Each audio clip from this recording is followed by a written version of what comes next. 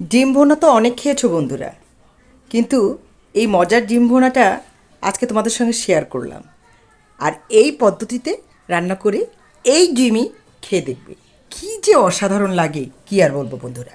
হ্যাঁ বন্ধুরা, দেখতেই পাচ্ছ, কি খুঁজে পাচ্ছ না ডিম? পাবে কি করে? এ তো কোয়েল পাখির ডিম, ছোট ছোট, একদম ছোট ছোট। 12টা কোয়েল পাখির ডিম নিয়েছি, সিদ্ধ করে খোসা ছাড়িয়ে নিয়েছি। এবার কি সাবস্ক্রাইব করেছো? সাবস্ক্রাইবটা অবশ্যই করে বেল বাটন প্রেস করে সাথে থেকো। By the way, welcome back to my channel Lipi's daily infotainment. Frying প্যানে তেল দিয়ে দিয়েছি পরিমাণ মতো, 2টো এলাচ আর দারচিনি দিয়ে দিয়েছি, তেজপাতা দিয়ে দিয়েছি, আর কিছু পেঁয়াজ কুচি দিয়ে দিয়েছি। আর ডিমটা কিন্তু আমি ভাজিনি, একবারেই কষিয়ে নেব। পেঁয়াজটাকে ভালো করে নেড়ে চেড়ে একটু ভাজা ভাজা করে নেব। আর সময় বাঁচানোর জন্য আমি যা করি সেরকম করছি, পেঁয়াজের ভিতরেই আলুটাকে দিয়ে দিলাম।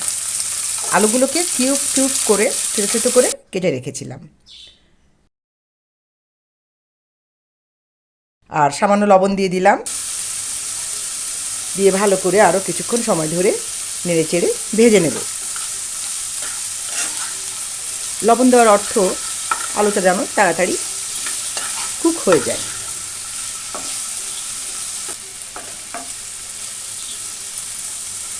আলু আর পেঁয়াজ একসঙ্গে দিলে দুটোই কিন্তু দ্রুত ভাজা হয়ে যাবে, আর আমার কাজটাও কিন্তু খুব তাড়াতাড়ি হয়ে যাবে। এবার যেহেতু আমি ডিমটাকে আগে ভাজিনি, এই ভাজাভাজির ভিতরেই এই ডিমটাকেও আবারও ভেজে নেওয়ার জন্য দিয়ে দিলাম। এবার ভালো করে নেড়ে চেড়ে উল্টে পাল্টে সুন্দর করে আরও 2 মিনিট ভেজে নেব। এবার চলে এসেছে লাল টুকটুকে টমেটো, এবার ওদেরকেও দিয়ে দিলাম এর ভিতরে। সব একসাথে লুটোপুটি করে, দৌড়াদৌড়ি করে, ধাক্কাধাক্কি করে ভাজা হয়ে যাচ্ছে। এবার দিয়ে দিলাম সামান্য আদা পেস্ট, সামান্য রসুনের পেস্ট,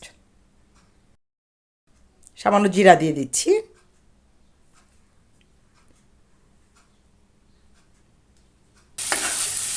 এবার সমস্ত মশলা একসাথে ভালো করে নেড়ে চেড়ে কষিয়ে নেব। এবার জিরাটা রাখা ছিল যে পাত্রে, সেই পাত্রটাকে ধুয়ে আমি সামান্য জল দিয়ে দিলাম। আর দিয়ে দিচ্ছি পরিমাণ মতো হলুদ দিয়ে দিচ্ছি। আবারও ভালো করে নেড়ে চেড়ে 2 মিনিট ধরে কষিয়ে নেব, যতক্ষণ পর্যন্ত মশলা এবং সবজির কাঁচা গন্ধটা না যায় ততক্ষণ পর্যন্তই এটাকে ভেজে নিতে থাকবো। আর সেই ফাঁকে টমেটোগুলো ঠিক গলে যাবে।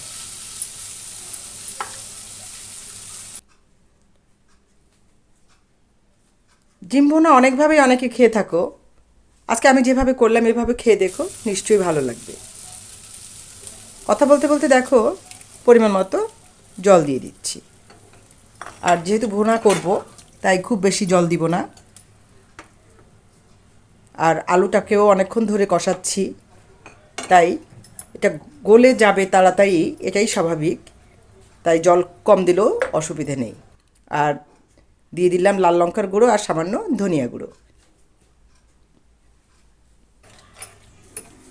সমস্ত উপকরণ ভালো করে নেড়ে চেড়ে মিশিয়ে দিয়ে ঢেকে দেব। ঢেকে দিয়ে আলুটাকে একদম গলে যাওয়া পর্যন্ত ওয়েট করব। 2-3 মিনিট পরে ঢাকনা খুলে দেখে নিচ্ছি সব ঠিক আছে কি না। হ্যাঁ বন্ধুরা, অনেকটাই হয়ে গেছে। আজকের ভিডিও কেমন লাগলো বন্ধুরা? ভালো লাগলে অবশ্যই লাইক কমেন্ট শেয়ার করতে কিন্তু ভুলবে না। আর কোয়েল পাখির ডিমের এই ভুনা খেতে কিন্তু একদমই ভুলবে না। দিয়ে দিয়েছি 2টো কাঁচা লঙ্কা, একটু লবণ লাগবে, সামান্য লবণ ছড়িয়ে দিলাম আবার। আর উপর থেকে ভাজা জিরার গুঁড়ো ছড়িয়ে দিচ্ছি। এই ভাজা জিরার গুঁড়ো নামানোর একটু আগে দিলে দেখবে এর ফ্লেভারটা একদম অন্যরকম মনে হচ্ছে, খেতেও দারুণ টেস্টি হবে। আর এবার একটু মাখো মাখো ভাব আনার জন্য কয়েক টুকরো আলুকে এভাবে চামচ দিয়ে প্রেস করে ভেঙে ভেঙে আমি তরকারিতে দিয়ে মিশিয়ে নেব। তাতে করে একটা আলাদা রকম স্বাদ চলে আসবে, মাখো মাখো লুক চলে আসবে, ভাল লাগবে দেখতে, খেতেও ভাল লাগবে। বন্ধুরা, অলরেডি হয়ে গেছে আমার রান্না। এবার সার্ভ করার পালা। বুঝতেই পারছো ভিডিও কিন্তু শেষ পর্যায়ে চলে এসেছে।